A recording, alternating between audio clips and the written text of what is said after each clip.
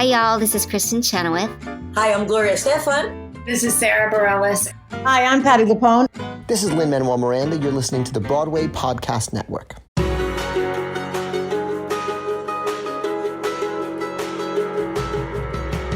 Hi, everyone. Welcome back to the Theater Podcast. I'm Alan Seals, and this is Intimate Personal Conversations with Theater's Biggest Names, the podcast, or something like that. Our guest this week is Michael Urie, and this dude has just been all over the place. He started out in Texas, sort of on a fluke, was recommended by a teacher to start drama, and just fell in love with it. Never thought he would do it professionally, and then all of a sudden, he's getting into Juilliard and doing all of this Shakespeare and all of this classic performance, and gets out of college, out of Juilliard, can't get hired doing Shakespeare. So he's like, what am I doing? And then, of course, as we know, gets into TV, traditional theater. And it just goes to show you that even with a classical training, the Juilliard training, the big stuff that everybody sort of dreams for, your career path, your life, can just change in an instant, depending on where you are, and who you know. So this story is actually really, really fun. I can't wait to share it with you. Please find me online on Instagram and Twitter at theater_podcast. I'm on Facebook /official theater podcast. I'm actually even on Clubhouse now. Just search for me, Alan Seals, in Clubhouse. If any of you know what that is, it's still brand new, so I'm just still learning it. Now, everybody, please enjoy this episode with Michael Urie. Here you go. 1, 2, 3.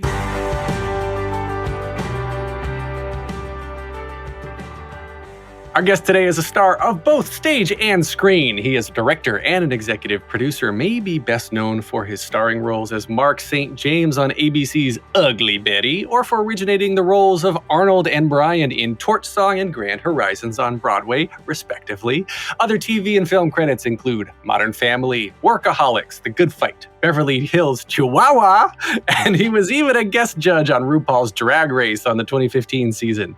Other stage roles include Buyer and Seller with a C, Angels in America, Forum, and so many more. He can currently be heard in As the Curtain Rises, Broadway's first podcast soap opera, and is part of a brand new project called Smithtown, which focuses on some repercussions that happen from some seemingly meaningless social media interactions, which premieres online February 13th. Michael Urie, welcome to the Theater Podcast. Well, thank you so much. It's really nice to be. What a nice introduction. Thanks. You know who I am. Yes. Well, yeah, we've been working with each other for a little bit, but I mean, it's funny because when you meet in person, and I don't know if we've actually met in person, but we've been in. I think we have. No, I think we've been in virtual sessions like a lot of 2020, and working together on various things. And it's funny because we know each other through As the Curtain Rises. And then as I was researching you for this, all this other stuff, I was pulling out of the deep throes of the internet. And I was like, oh yeah, I forgot about that. And you're a few months older than me. And, which makes me feel like I haven't accomplished anything in my career because you've done so much. But when you look back, and I think this is a great place to start, actually, when you look back at your life, you were born in Houston, Texas, yeah? Right. Yeah. So you're born in Texas. So look back across your career, coming from Texas. I guess let's start with, did you ever see yourself where you are now, and what made you want to get into performing as a little boy in Houston? Oh, wow. That's a good question. That's a heck of a way to start. I was in Houston until I was about 6, and then we moved to Dallas. Really, we moved from the Meadows, which is the suburb of Houston, to Plano, which is the suburb of Dallas. Plano being where I spent most of my childhood. And it was, I wanted to make movies. I loved movies. I would act out movies. I would make my friends make movies in my backyard. I would cast all of my G.I. Joes as famous actors, and I would create movies with them. I didn't really film them so much as I would just act them out. I would reenact movies I loved, like Jurassic Park, and And then I would, actually, Jurassic Park came out when I was a teenager. So I played with toys until I was probably too old to play with toys. Last week. But I think that's where I got, when we made that move, I really went into my shell. I think I was pretty extroverted in Houston, but when we moved, we moved in the middle of a school year. So one day I was just like plopped into a new classroom, and I was really shy. And I remember vividly that day, I remember playing on the playground, and nobody knew me, and I was running around by myself. And I spent a lot of time playing by myself in those first few years before I started to make friends. I made some friends right away, but it was really like a few years before I got back out of my shell. And it was even longer before I had the guts to try theater. I loved movies. I wanted to make movies. Once I saw a Tim Burton film, I said, that's what I want to do. I want to make movies like that. And then I knew the only thing close to movies that was attainable to me was theater classes.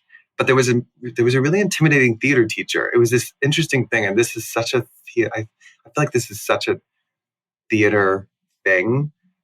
Sometimes the most intimidating people are, you just get a feel for them. And there was this theater teacher in middle school who was so intimidating and so beloved, and I couldn't get it. I couldn't get into it. I couldn't get her. I couldn't get her to pay attention to me. I couldn't get her to notice me. I was still pretty shy. And I saw all these other people just thrive around her. And so it made me recoil even more. And I still feel that way. I mean, there is still something about me, even though I'm super extroverted and, I think I have a, pretty outgoing personality. There are still situations in which I will, recoil. And this teacher made me recoil so much that I didn't do theater at all in junior high. It wasn't until I got to high school. And I think I realized when I got to high school, okay, this is it. If you don't do that, if you don't take theater classes now, you never will.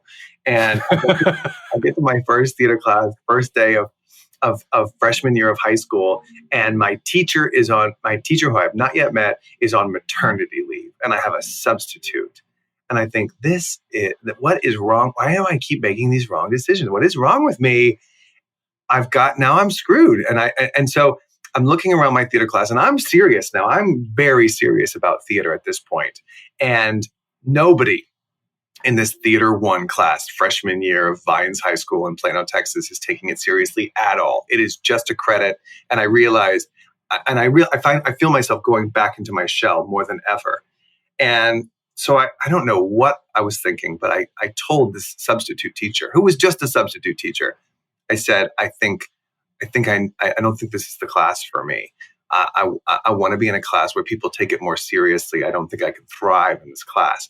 And she said, okay, come here. And she took me into the office, and she called up the normal teacher, Mrs. Colvin, who was on maternity leave. And she put me on the phone with Mrs. Colvin, and we chatted about, what I wanted and what I was looking for. And Mrs. Colvin said, okay, no problem. I'm going to put you into the Theater 2 class. And so suddenly I was in a different class with older kids. Now in Plano, there's 9th and 10th grade, which is Vines High School, which was like high school. And then there's 11th and 12th grade, which is senior high school. And this was all done because of sports. This was all an effort to give football players really a chance to play on the non-varsity team before they get to the varsity team. And it worked out well for all the extracurricular activities, because you weren't, when you were a sophomore, you weren't competing with seniors.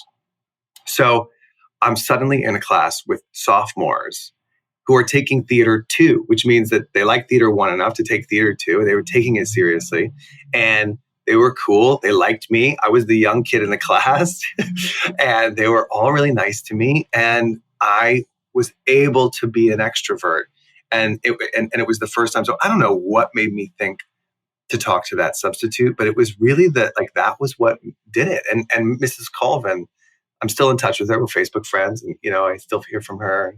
And that baby is now major adult.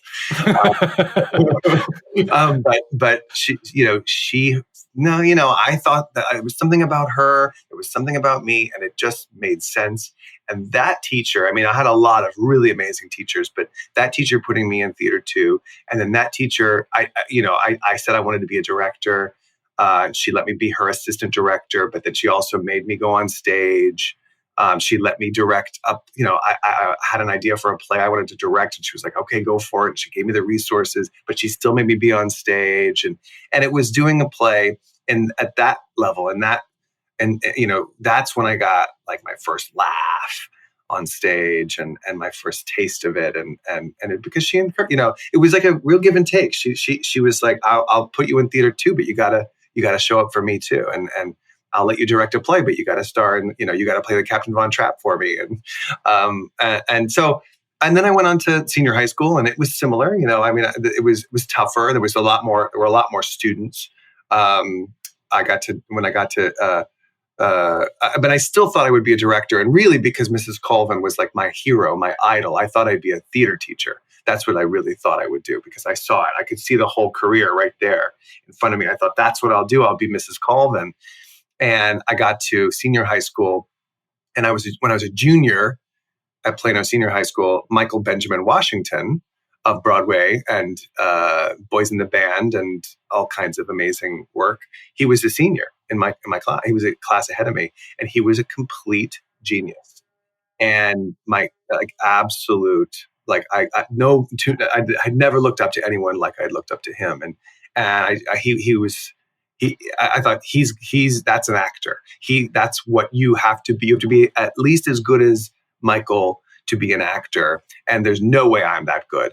And there's no way I can do it. So that's why I was like, I'm definitely a theater teacher. I'm definitely going to do that. Maybe I'll do, community theater, but I'm going to stay here in Texas where I belong. And I'm going to teach high school drama, direct plays, be in local theater and watch Michael Benjamin Washington's star rise. And so he graduated and I remember vividly that he did not get into Juilliard. So he went to NYU. He went to New York and he went to NYU, which was amazing. But I thought, wow. So there's Michael Benjamin Washington up here, and then above that is Juilliard. So I'm right where I belong down here in Dallas Fort Worth Metroplex, teaching theater and doing community theater. And then the next year, my senior year, I was doing really well. I mean, I was really thriving. I was like getting good parts in plays, and I was winning speech competitions, and I was really loving it. I was getting to direct some, student projects, and I was really thriving. And then I was doing a poetry competition. I was reciting a poem that I thought was very serious, very dramatic about divorce, which I was such an expert on. And the audience began to laugh at me.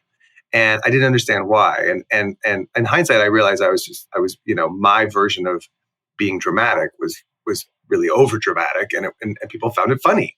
And so as I'm doing it and they're laughing at it, I start to realize in the moment, I start to think, oh, they think this is funny. What else can I do to make them laugh? And so I just, on the spot, in the moment, turned what I thought was a serious, tragic poem into this big old farce, big old comedy. And it worked, and I won. And that was really the moment where I thought, okay, here I go. I'm going to try to be an actor. Screw teaching, screw Texas. I'm out of here. And I still think I would love being a teacher, and I still think I would be good at a teacher. And I still look to those teachers I had, like Mrs. Colvin and Mrs. Wilbanks and Mr. Porter, Mr. Steele, and Ms. Ida, the late Ms. Ida. All of those teachers that I had in high school were just amazing. But that was the moment when I was getting a laugh. It was the live performance of it too, like changing it in the moment, like seizing the moment I was in and following through with that. That's when I thought, okay, I could do this. I could really do this. And so I sort of scrapped all and there was another thing this is another thing that was happening at the same time. I had really crappy grades. And I had a really low GPA and bad SAT score.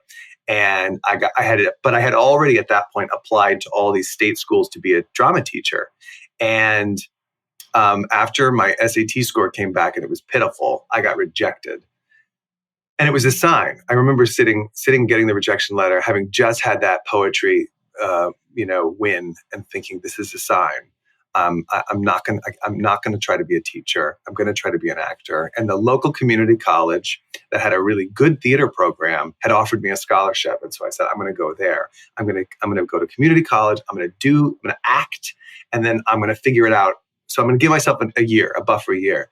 And then, the ACT, did you take the ACT where you grew up? Yeah, the SATs and the ACTs, God, it's been so long and I don't remember. We did like SAT 2s. Oh, okay. Yeah. So the SAT is hard, and the ACT is also hard, but it's for people, it's for creative people. It's more for creative people. So it's like the shapes and colors version of the SAT. I took the ACT later than the SAT. So I get the ACT scores back. I get rejected from all the schools. I decide I'm going to go to community college and pursue my newfound dream of being an actor. And then I get my ACT scores back, and I did really well. And then I suddenly got acceptance letters from, because when you take those tests, you put in whatever colleges you're interested in, and they just automatically send them your scores. So I got back my ACT scores, and then that was followed by acceptance letters to these schools that I had already. And it was one of the, you just like when you're quiet with yourself and you have a hard decision to make, and you realize, oh no, that is not what I want. And you can't go back. You can't unring that bell. And so it was like a interesting, wild twist of fate. And then I went to this community college. I went on a field studies trip to New York. My first time in New York, we saw 13 shows in 10 days, wow, including the original cast of Ragtime and that incredible production, A New Brain, the original production of A New Brain with Malcolm Getz and Kristen Chenoweth and Norm Lewis. We saw Helen Hunt in 12th Night at Lincoln Center. That was so incredible. And we toured Juilliard and NYU. And at the tour of Juilliard, my community college teacher said, audition for this place. And I was like, okay, sure, why not? And he said it to me specifically. He took me aside and said, you need to audition for this place. This is the place for you. And I thought, there's no way, you're crazy. Michael Benjamin Washington didn't get it. There's no way I'll get it. And I did. I auditioned and I got in. So that was a lot more than you asked for. But that was beautiful. But that's sort of like how it happened. That's how I ended up in New York. And it was really, Juilliard is not for everybody. For sure. Like there's a lot of people and I think then and now, it's the business is so subjective and it changes so frequently, especially TV and film where the theater is still like, I think there is still like a work ethic. Like the work ethic of the theater can really get you places and you can really work your way up. But the TV and film is not like that. It's, they use you when they need you. And so I don't think Juilliard or really any conservatory training program has ever really figured out how to choose actors that will be viable in TV and film. I mean, they get lucky a lot of the times, but so it's not for everybody. So there's a lot of people who end up at Juilliard and it isn't right, or they get out of Juilliard and there's nothing for them. And I'm sure that's true with all conservatories, but it was right for me and it worked out. I had an amazing 4 years there. That's such a beautiful story, but I have to point out through the whole story, you didn't, I don't know if this was on purpose, left out mention of your family. I have no family. No. Well, that's what I was going to ask, because your parents the whole time, my parents, I wanted to go to Columbia for acting. And my mother would not let me. She said, you need to get something to have a fallback. You need to have a degree. So that's why I got a computer science degree. And then with that degree, became a professional actor. And then writer strike hits in 2007 and I go back to computers, and that's, led me down the path that I'm on now. I never auditioned a day in my life after I moved to New York because I moved to New York in the middle of the writer strike. Oh my God. Wow. So having the fallback was actually detrimental for me. Oh my God. I mean, it allowed me to have a regular paycheck, but for me, like every day I miss not being on stage. So back to you then, you're like, where are your parents throughout this whole thing? And, I can sympathize, by the way, with moving in the middle of a school year. I moved in the middle of 7th grade and it was the worst depression I've ever had. Oh, wow. Horrible. I mean, it was 2nd grade for me, which is different, like you're just like a little, you're far, far less of a human being. You're more of like a mound of potatoes. But when you're in 7th grade, my God, from where to where? From Florida to North Carolina. Oh, wow. So I was actually going to ask about your accent too, which you don't have, the Texas accent. Right. Because I got ostracized so hard moving from Florida to North Carolina because I was the new kid without the Southern accent. Right. So they made fun of me for having an accent to them. From their perspective, I was the weird one. And I just remember, like a neutral. It's more of a neutral dialect in Florida because there's nothing. Right. There's so many kinds of people. Yeah. So Florida to North Carolina, and I never broke up with my girlfriend. So Nancy Benedict, I'm still technically dating her from Florida. Does she know? Is she listening? I don't know. Probably not. Wow. So, that's so, I know other people who broke into show business right at the time of the writer's strike. And it is so, I imagine the people who are breaking into the industry right now feel the same way or a similar way. I mean, this is lasting longer. Obviously, this pandemic is lasting a lot longer than the writer's strike, but that had to have been, the timing was so terrible for the writer's strike. It would happen right when people were, getting into it. So, I'm so sorry that is a really weird time to jump into things. But to answer your question about my family, my parents were in the audience at that poetry competition. My sister was actually sitting at the table when I received my sister. I have an older sister who's 7 years older than I am, and she was home for some reason.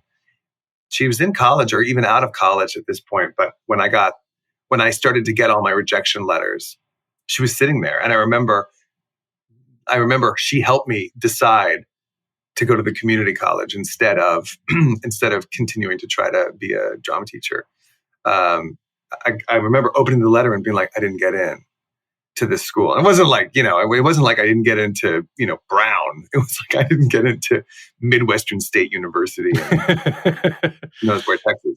And she was like, how do you feel about that? And she's a psychologist now. So like, she was always very attuned to people's emotions. And she was like, how do you feel about that? And I was like, I don't know. It makes me feel like maybe I should try to be an actor and I should go to this community college that offered me a scholarship. And she was like, that sounds great. And then my parents really supported that because they liked having me around. I was a mama's boy, and they liked having me around. They knew it was going to be cheap for them because they were great. I mean, we were super middle class, but they had saved money for me to go to a state school in Texas. They had it, which was, at the time, like $6,000 a year or something ridiculous like that. And I remember when I eventually a year later got into Juilliard, the money they had saved for me to go to college covered 1 year. Yeah. 1 year. So I had a lot of debt when I got out of school. But they were, I think I remember when I auditioned for Juilliard, my mother saying, I don't know how we're going to pay for this. And I was like, I'm not going to get in. And she said, I think you might. My mother was, and she wanted me to try. She just wanted me to be aware that like, I was either going to be in debt for the rest of my life or, it was going to be, or they were going to have to move out of their house or, like it was going to be, there was a potential struggle. They were really supportive, but they were also always really realistic about money. which was good. I mean, I'm grateful for that. I'm very stingy, and I think that a lot of that is because of them. But they were really supportive of that. And when I got into Juilliard, I think they were like, their minds were kind of blown, because they thought what I thought, which was, if Michael Benjamin Washington didn't get in, then I'm not going to get. I feel bad, dragging him through the mud, like telling everybody that he didn't get into Juilliard. He's obviously doing very well. He didn't need it, but I was, yeah. So yeah, good question. My family, they were cool, and they were very supportive, and they're still very, very supportive. I mean, I got my love of movies and TV from them. Like, they're great film watcher. They love watching movies. And so we would go to the movies all the time, and and they have good taste too. I mean, they're not like, I wouldn't call them like, they're not like auteurs, or like they're not film cinema watching. They wouldn't go to a film festival, but they love movies, and they have, they have good taste in movies, and they know when something's crap. So, they've always been really, really great. My sister's always been really great. We're going to take a short break. Stay tuned for more of the episode.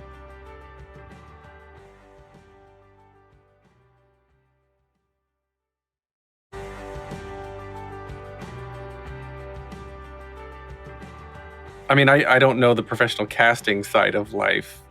I've never been in that particular spot. So I would think, just like you have a Harvard or a Princeton or a Brown or a something on your resume if you're going to business school, that when you walk into an audition for Telsey's like, oh, Juilliard. Okay, well, let's give this kid a little bit higher of an eyebrow raise, because obviously that has some sort of clout along with it. But along those lines, then, so Ugly Betty was it was like 2007, right? 2008? I think it was 2000. I think we shot the pilot in 2006.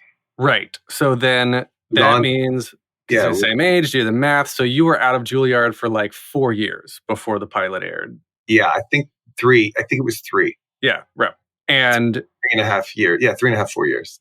So I guess looking back on that time in your life then, what do you think sort of propelled you to the next level in terms of, I guess the nice answer is like, my immense talent got me everything I am today, right?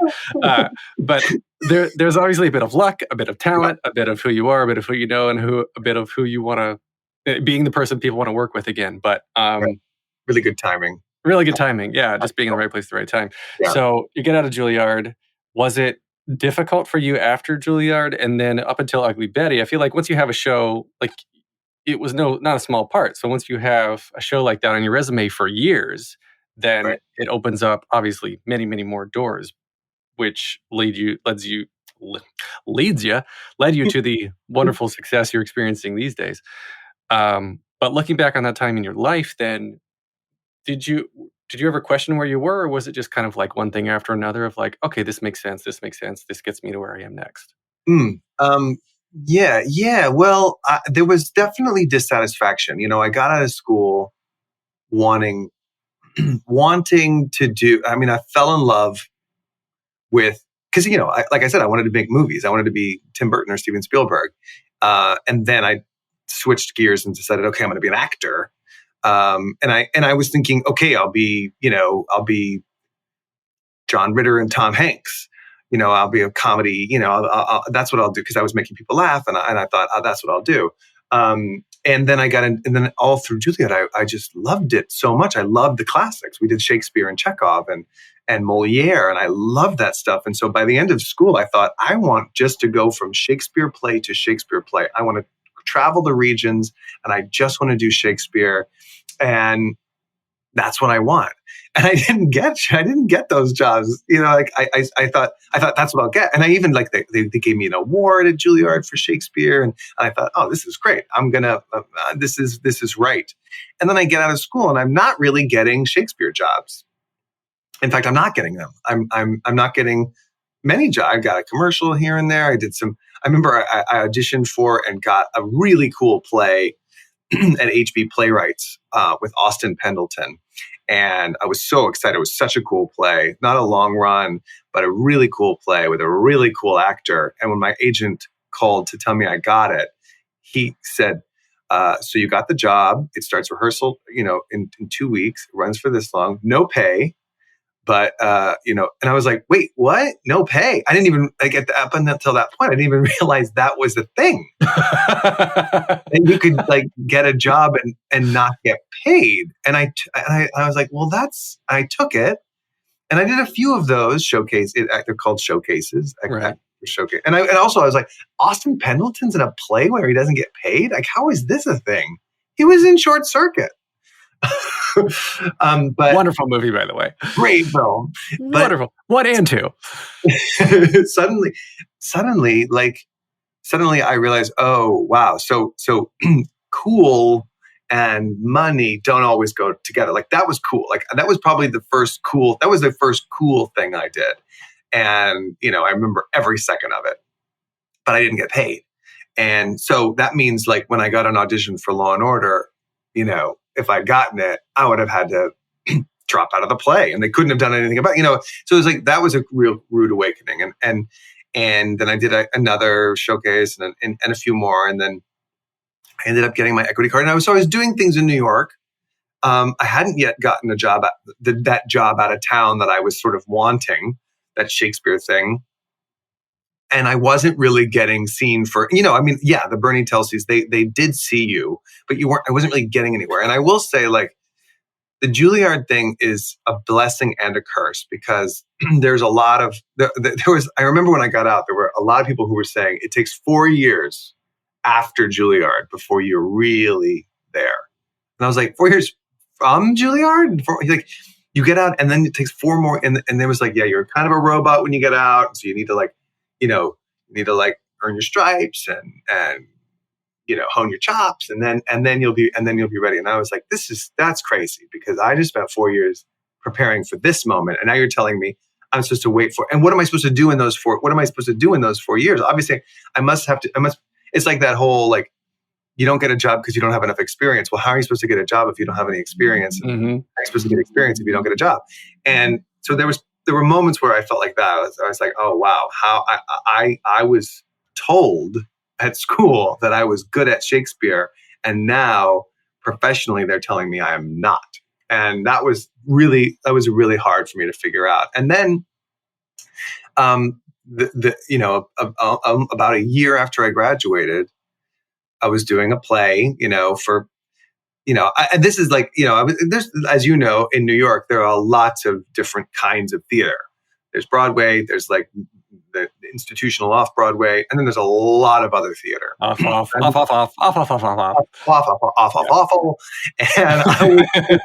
was in some really great off things, and some others that were not as great, and some, and I was doing something, I was doing something that was not so great. I had gotten my equity card, and my agents, my agents knew that I really wanted to stay busy. And so they were okay with me doing these plays in New York, as long as I could get out of them if something came along. And I was like, sure, whatever. I don't care. Please let me do something. Please let me. I spent 4 years working from 9 a.m. until 11 o'clock at night. And now I've got nothing going on. So please let me do something. So I was doing one of these plays in a basement somewhere, and having a good time, but it was not great. It had problems. And an audition came through. I went on tape with a casting director in New York, and it was for a pilot, and they liked me for it. So they wanted to see me again. And then they wanted to test me. And this was a big deal. This was like a big deal. Nothing like this had happened to me yet. And I hadn't even done a guest star on it. I hadn't even gotten a callback for a Law and Order or anything like that. So this was like a big deal. And my agents were really excited about it. I had a manager at the time too. They were like super excited about this. And I was like, okay, television, huh? Wow, this is happening. I guess I'm actually in play here. And they wanted me to do a screen test. And that meant I had to fly to LA and do this really stressful. I do the audition again in a room full of studio executives, and the studio executives liked me. I had to go and do it again for the network executives, which is, by the way, nothing like actually shooting a television show, because it, especially this was a one camera, single camera 1 hour show. You shoot it like a movie. You don't shoot it in an office filled with people in suits who have business degrees.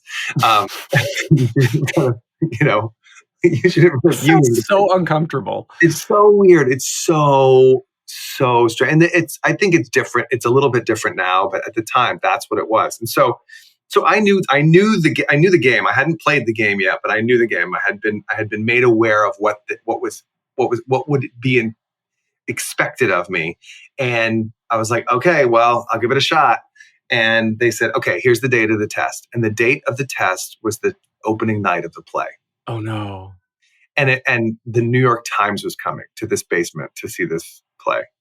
And so I was like, I can't. I know I said I would only take jobs that I could get out of, but this is like, it's opening night and the New York Times is coming. That's sacred. You can't just skip that day. And my reps were furious. They were like about to drop me. And I was like, I'm sorry, I can't go. I can't leave the play and miss opening night. And so I quit. I passed. I passed on the test. And they came back and said, all right, we'll test them digitally. And my agents were like, this has never happened. We've never even heard of this before. And they were like, the miracle of technology. They will film your audition here in and within hours, they'll have it on the West Coast. And I got it. I think that was not like, I was not some like wunderkind, it was not like, I was not like, I was I was the guy. I was like that's the situation where, and I always say this when people ask me about casting, is like, you like 9 times, unless you blow it in your audition, when you don't get a job, you are never going to get that job. Like as long as you do your best, as long as you're good, and you usually are, the reason you didn't get the job is because it was never yours. And that's the shitty thing about auditioning, is like, we have to go through so much, have to work so hard and jump through so many hoops when you never had the job. Like, it was just never yours. And this job was always mine. That this pilot that I tried to lose was just mine, and that's why I got it. It wasn't some like, because by the way, it didn't really lead. I mean, it didn't really lead to anything. It didn't get picked up. I was not good in it. It was not good, but they needed me. And so even when I said no, I still got it. And that's like sort of the magic special sauce. That's where you want to be. And that's why, I always say to actors who are starting out, it's like, you have to know what you're good at, because they're gonna throw you at lots of different walls to see where you stick, but you're the one who knows what you can do. And you're the one, you know best what you're good at, and those are the things you should go for. And this was it was just mine. It was my job, and in the same way that all those Shakespeare plays that I had tried to get up until that point were not. And so that was not Ugly Betty. That was a different pilot that was not good, and it did not get picked up. And but I learned so much from that experience, and from getting a pilot that, like, pilot season was a lot more manageable to me after that, and made a lot more sense. But also, I think karmically, the fact that I didn't screw over that play. Because if I had gone on a plane and they had to cancel opening night, how was I supposed to go in front of a room of suits and win a job? I mean, how could I have done that? There would have been no understudy, right? Because this was like off. Yeah. No understudy. There was a choreographer or something, and I was like, could you do it? Do you know the lines? And he was like, no, I can't do this. I was like, all right, well, Like it was just, there was no way. They would have had to cancel and hope that the times would come another night. And I would have been in LA, in a waiting room, sweating bullets. And, so. Oh, well, obviously made the right choice. Yeah.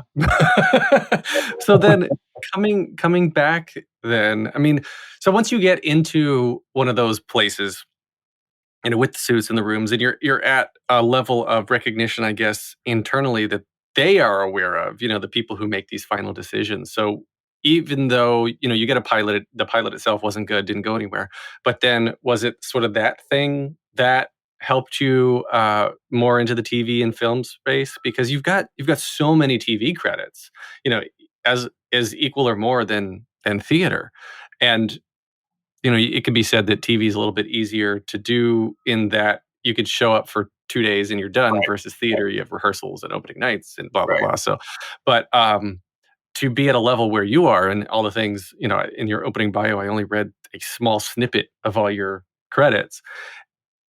At what point, you also skipped over getting an agent, by the way, but you don't have to cover that if you don't want to. She's like, oh yeah, my agent. Like most people out of college would kill for an agent. I know. And I was going to Juilliard, that is one of the things that going to Juilliard really does help you do, is get an agent. You don't necessarily keep the agent. The agent doesn't necessarily do anything for you, but you will. Most of the people who get out of Juilliard do get one. And I was very lucky. I had one that was very cool. I'm not with them anymore. I've had 2 since, but they're, I was very lucky to get that. But yeah, that pilot, I will say that pilot, all that pilot really did for me was it gave me experience, and it gave my reps confidence in me. And from then on, they said, okay, he's a series regular. He can be a series regular. And what was interesting about that was 2 things. It didn't lead to any guest stars. So all those TV credits, I never did a single guest star until Ugly Betty was over. And so I was not booking guest stars. I was more in this series regular in a pilot world. So I was doing plays all year, in basements, or I finally started getting some regional theater jobs, and then I would get close to a pilot, or I would get a pilot. It wasn't until after Ugly Betty, when people knew who I was, that I would start getting TV jobs as guest stars. But the year after that pilot that I got, and that was bad, I was up for series regulars in pilot season in LA. I went all the way. I went for it. Didn't get anything. The next year, I said, screw this. I'm going back to the basement. I was in a basement doing a play. And Will Cantler from Bernie Telsey's office stopped me in the hall after the play and said, that was great. And at the time, I was illegally downloading the breakdowns. And I saw that Will Cantler was casting a pilot that was shooting in New York. And I thought, I can stay in the basement. I can go do this little part on the pilot. It was a co-star, which is less than a guest star. So I always say, like, a guest star is, if you're watching Law and Order, a guest star is the suspect, and the co-star is the guy who says, he went that way. Right. So I was the co-star. And I thought, well, it looks like the description was bitchy gay assistant. And I thought, that's kind of what I did in that play that Will saw, where he liked me in the basement. So I asked my reps, please get me an audition for this. This is a job I think I could get. And they said, no, you do series regulars. You don't do co-stars. And I was like, I did one series regular, and it didn't even make it on TV. I've literally never been on TV. Just get me at this point, I had been in commercials, and that was it. I had never been on television. And I said, just let me do this part. Just get me this audition. And they were like, we really don't think you should be doing co-stars. You really are a series regular actor. And I was like, I've literally never been on a series. I've literally never been on television. Get me this audition. And that was Ugly Betty. And that was an example, and I got it. And then they made me a series regular immediately. Wow. As soon as it got picked up, I was in every episode. And that was an example of, like, know what you can get. Not just know how to work the system. And that's what they were thinking. You have to act like a series regular actor in order to get series regular. And I was like, I need to act like a guy who can get a job in order to get a job. And that's what I can get. And it was, and I did, and a big part of that was like it was just a good combination. It was the right place and talking earlier about timing. I was in the right place at the right time. That was a part that they hadn't figured out yet. All they knew was bitchy gay assistant, and they needed somebody to come in and make it work. And then they needed the chemistry between that actor and the person he was assisting to work. And Vanessa Williams was cast later as my boss. And from the moment we started working together, it was that we had a connection. She dug me, I dug her, and she started to lean on me for ideas. Like I had tons of ideas, and she was like, "I hear you're doing such. What are you doing back there? What are you doing over there? What else can we do together?" And immediately, like, we had a rapport. In fact, I had this bit where I was mimicking her. I was sort of like doing her behind. I was like doing every move she made behind her. Right. And some makeup artist or something went over to Vanessa and was like, "You know what that guy's doing behind you, right? He is mimicking you." And she walked right over to me and she's like, "I hear you're mimicking me behind me. What else can I do that you can mimic?" She immediately leaned into it. She knew that, like, together it would be better than, like, apart. Whereas another diva might say, "Stop doing that." And then Vanessa, at one point, she was like, "Stand closer to me. You'll be in this shot." I didn't know where the cameras were. I had no idea she knew where the camera was. She knew where I could stand. Most divas would say, "Hey, stand over there, would you?" Right. Get out of my shot. So by the end of the pilot shoot, I was in the cast photo, and when the show got picked up, I was in every episode. And so much of that is right place, right time, and right role.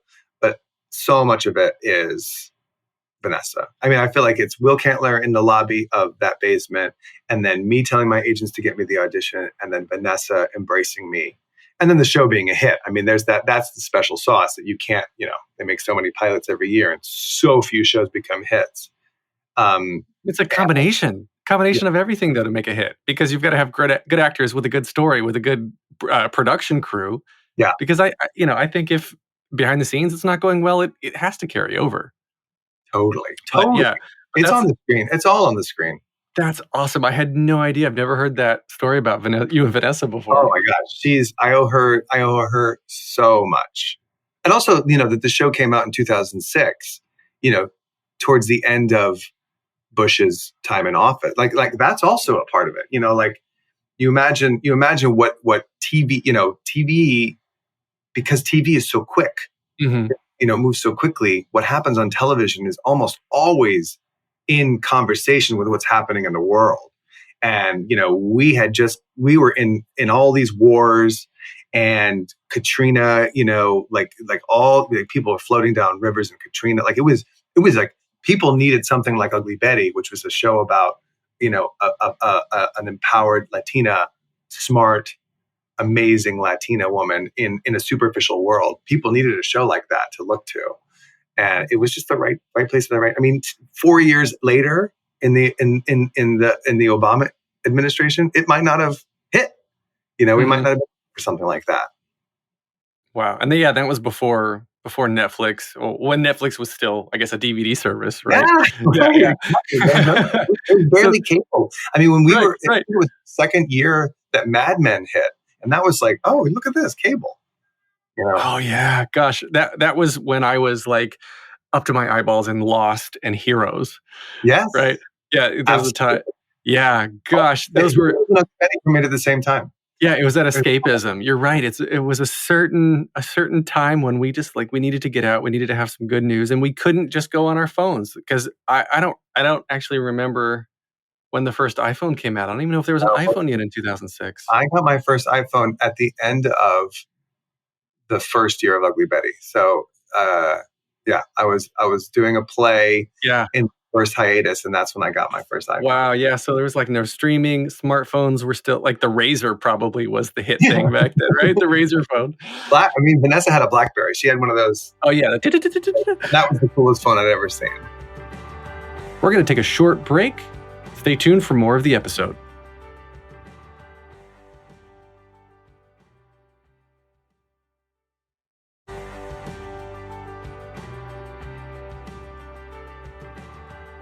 Going back to Well, let's talk about Smithtown, actually. Oh, okay. Because this gets into technology. I think it's actually sort of a good segue. Smithtown. Okay, so it came from a production studio called the Studios of Key West, right? Yeah. And I assume they come out of Key West, and this is all shot virtually. And I want to get into how they contacted you in the casting of this, because this is all brand new in COVID times. But the synopsis of Smithtown is in a small I'll try that again.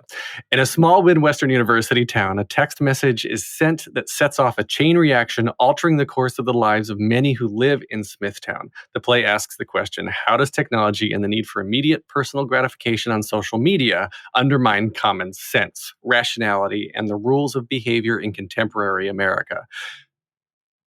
That is a very good, I guess, log line, but like everybody needs to see this. And I don't quite know how to talk about it without giving it away. Yeah. But there is something very serious that your character is responsible for. And everything is over Zoom. And it's got Anne Harada in it and Constance Schulman from Orange is the New Black. And none of you are ever in the same scene together. You're all recorded. Tell us about the isolation part of all of this, because I don't know if that was intended, but I felt like all the characters were very, very isolated while watching it.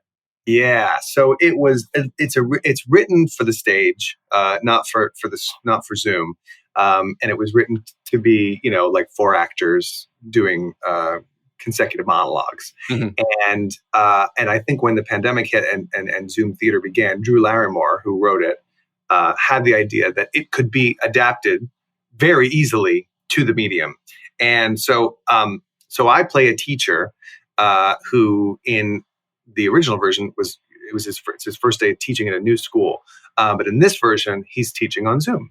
So the whole thing really does work kind of seamlessly on Zoom. And he's teaching a class about basically about how technology can be a weapon, and how your phone can be a weapon, and how social media can be a weapon.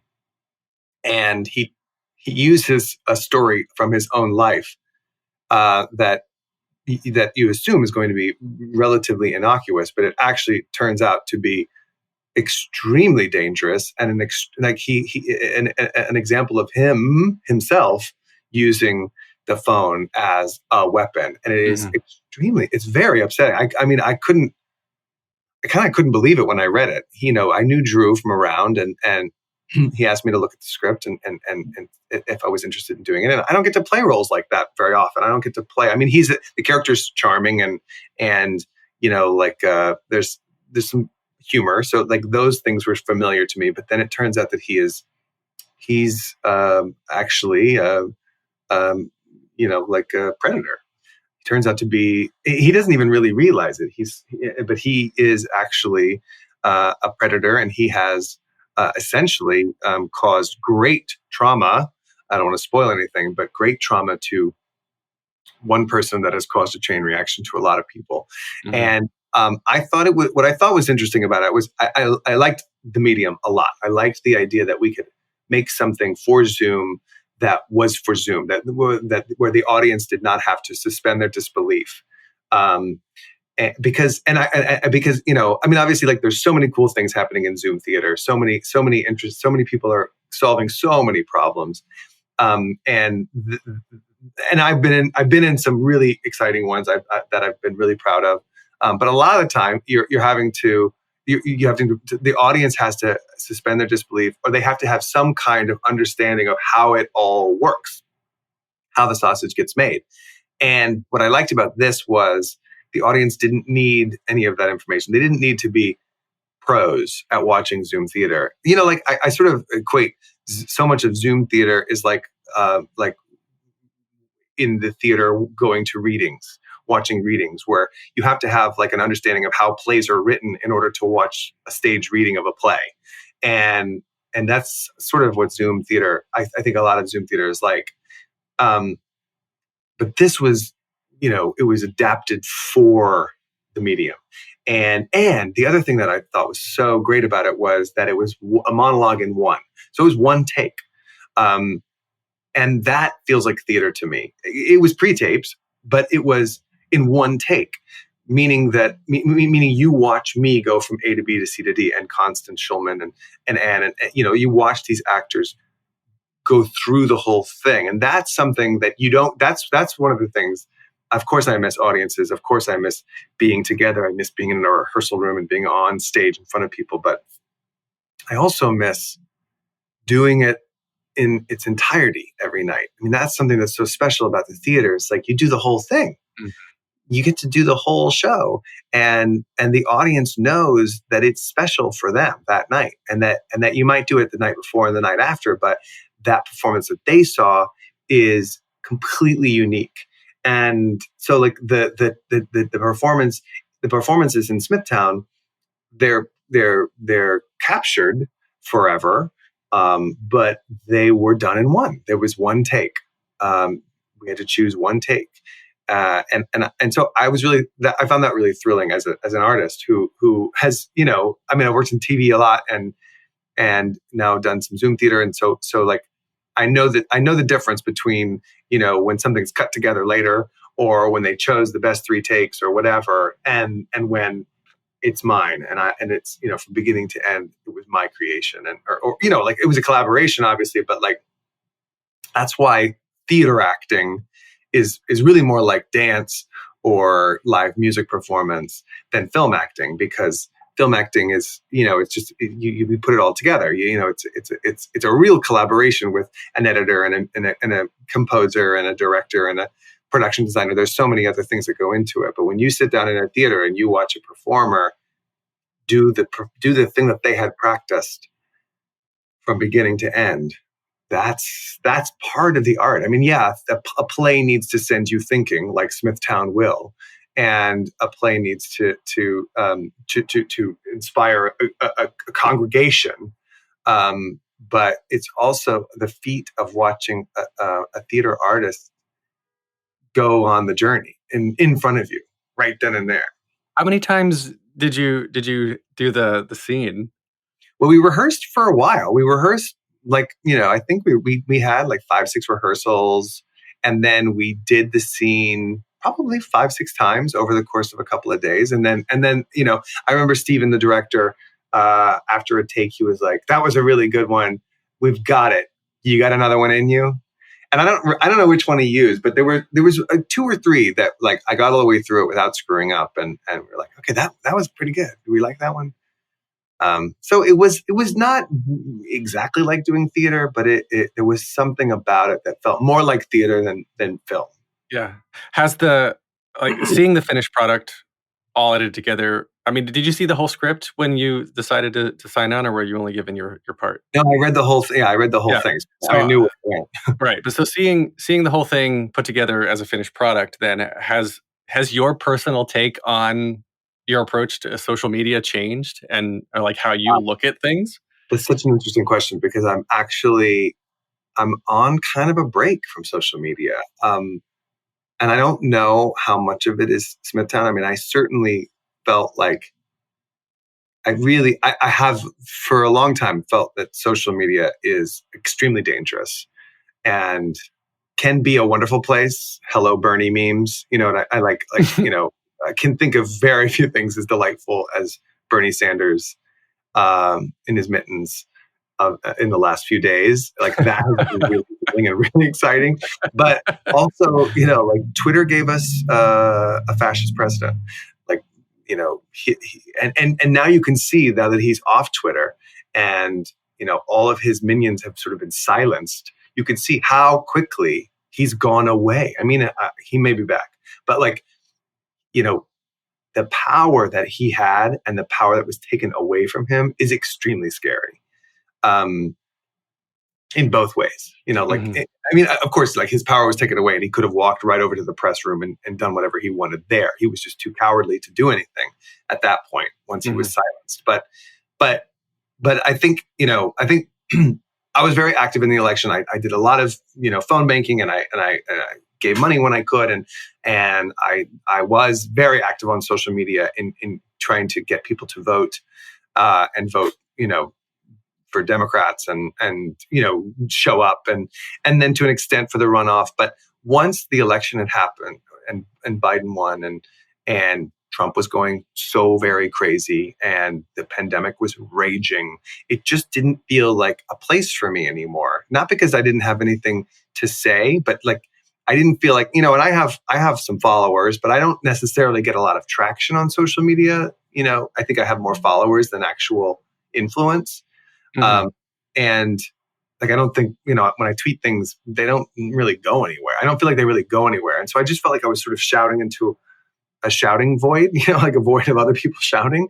And it was starting to, I didn't like it. And it was, and I wasn't promoting anything. And I just felt like this isn't good for me. And then there was a period of time where,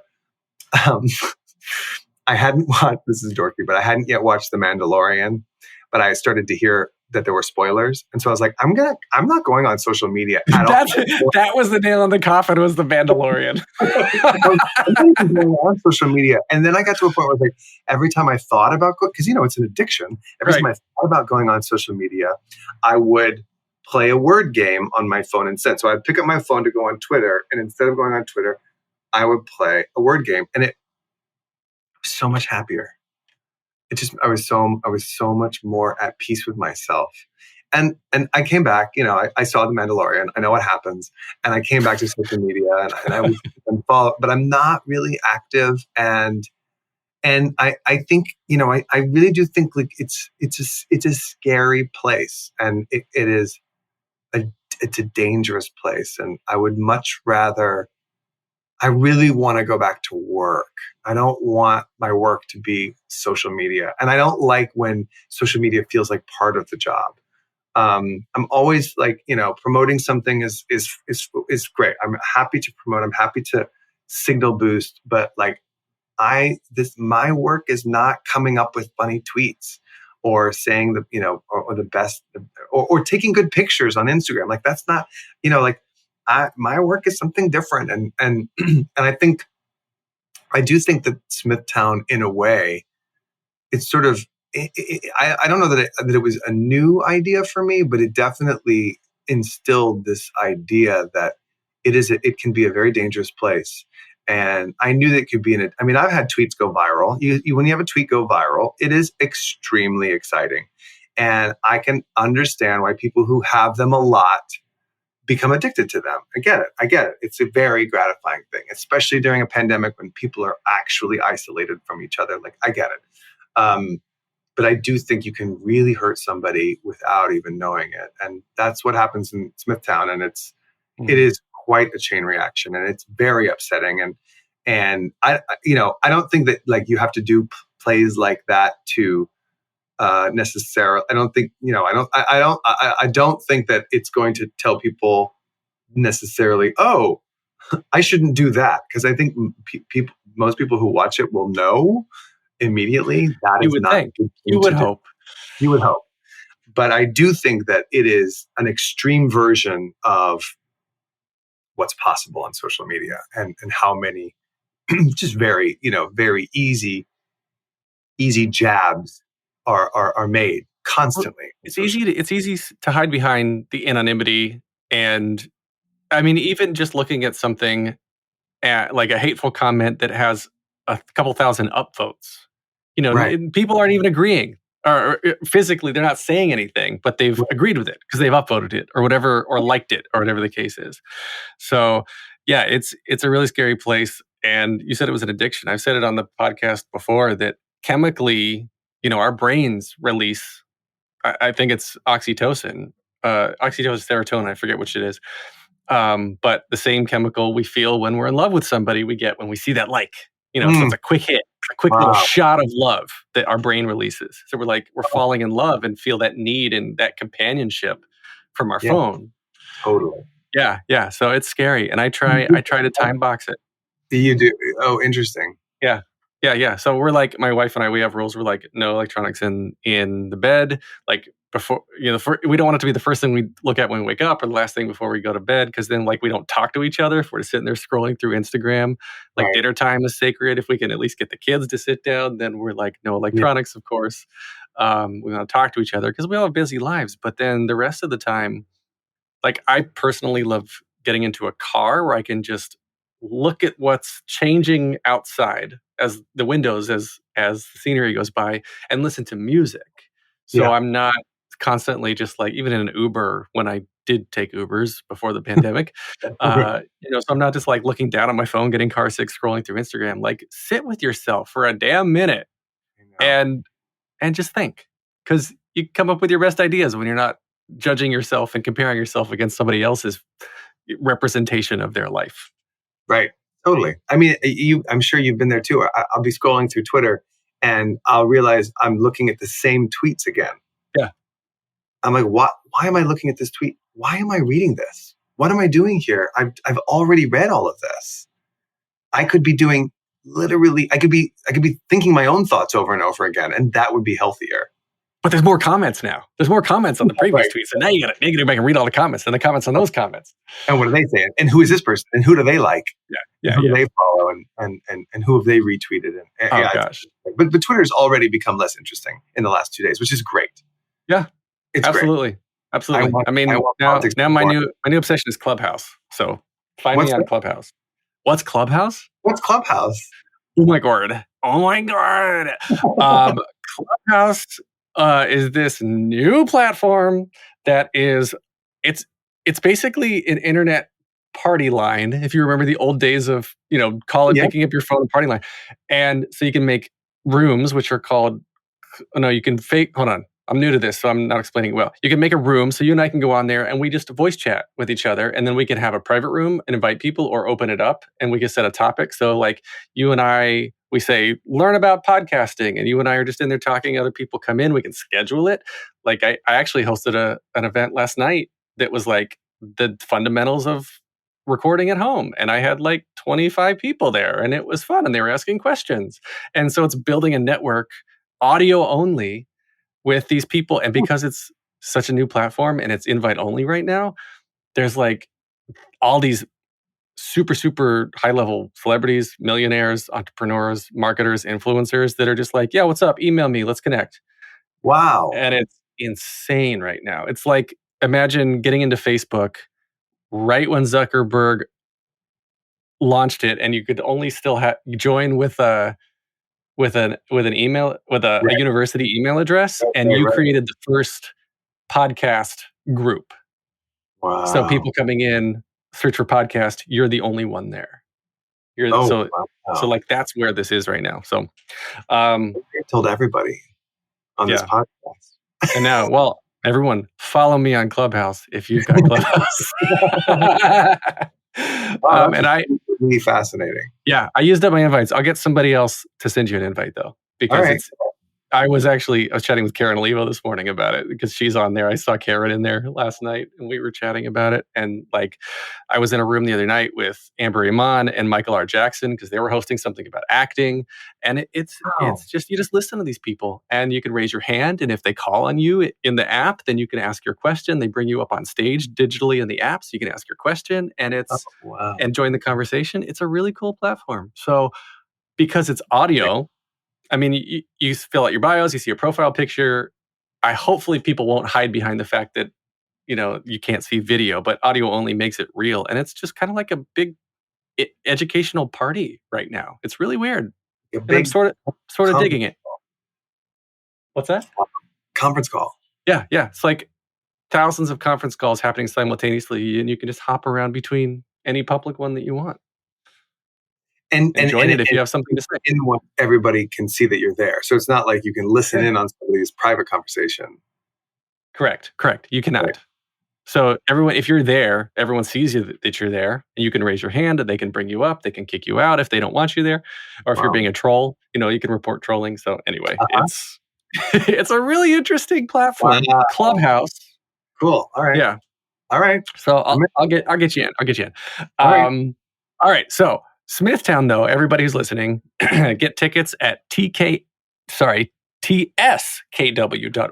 tskw.org.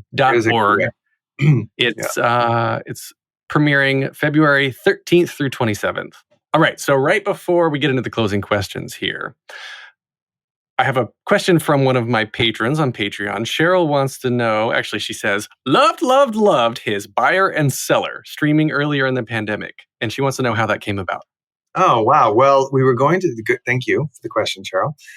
We were preparing to do Byron Cellar for a few nights live at the Rattlestick, where we originated it, as a benefit performance fundraiser for the Rattlestick and for Pride Plays, the LGBTQ theater festival that I co-produce in June. And when the pandemic hit, we knew we weren't going to be able to do that. But I had learned it.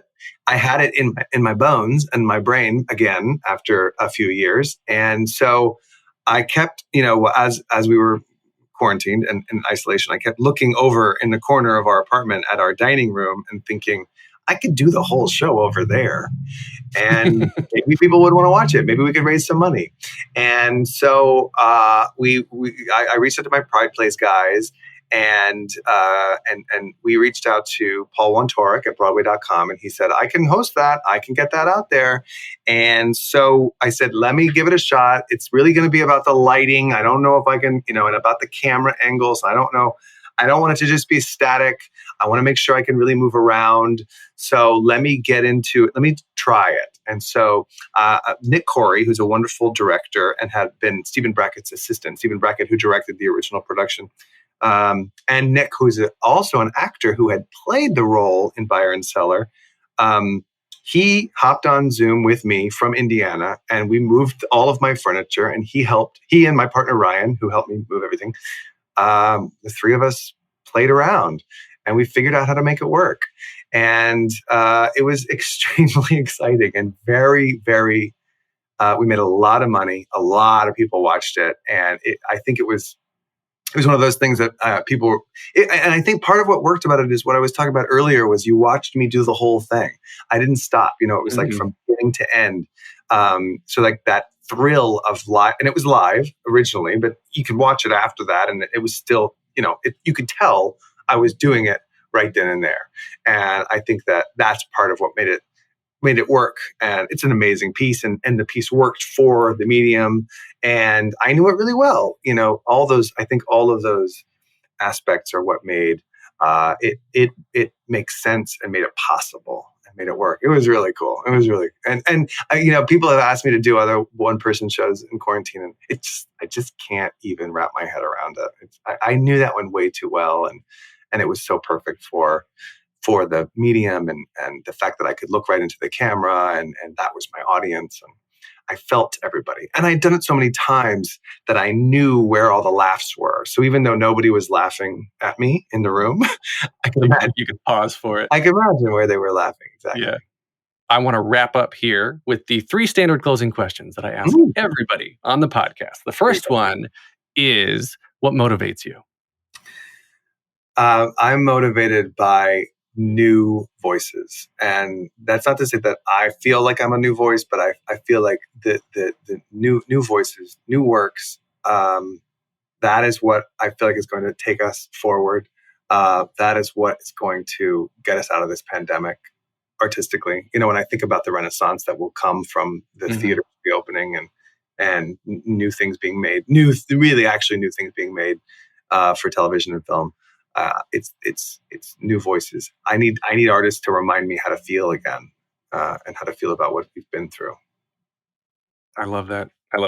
And then what advice would you give to your younger self and younger people listening now, starting out down a similar path?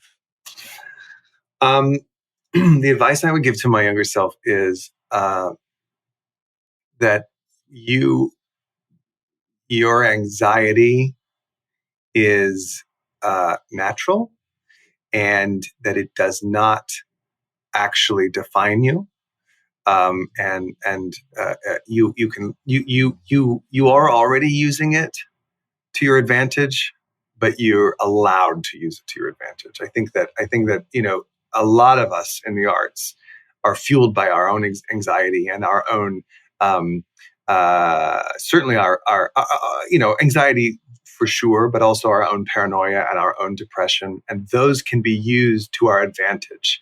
Without a deep well of emotion, we can't accurately portray the human condition, and without, and I think so much anxiety is what makes people dynamic on stage. You know, you don't become interesting on stage by being boring in real life or being normal or mundane in real life.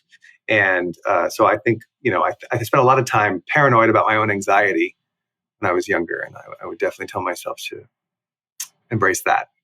I wouldn't say chill out, because I think part of what was working is that you weren't chilled out. Absolutely.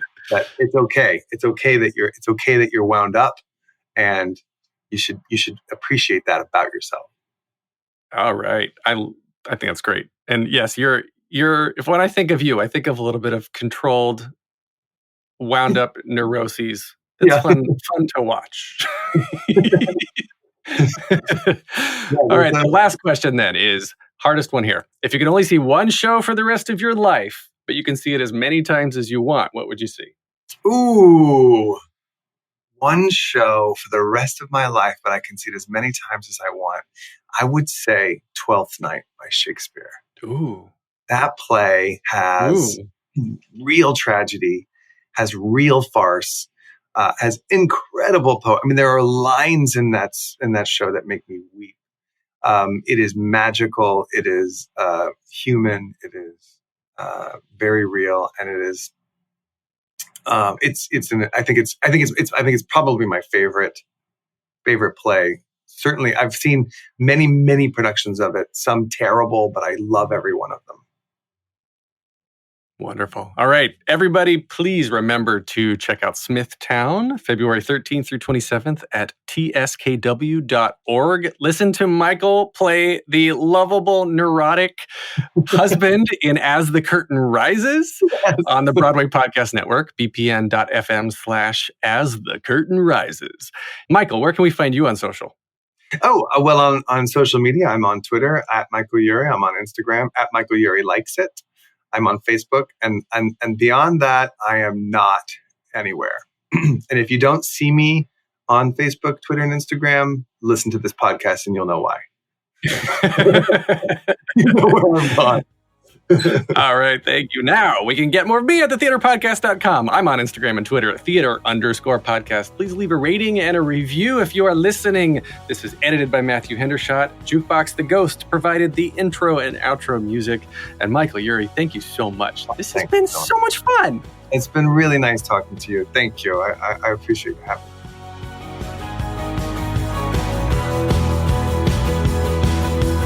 Take a deep breath, make the world a little colorful.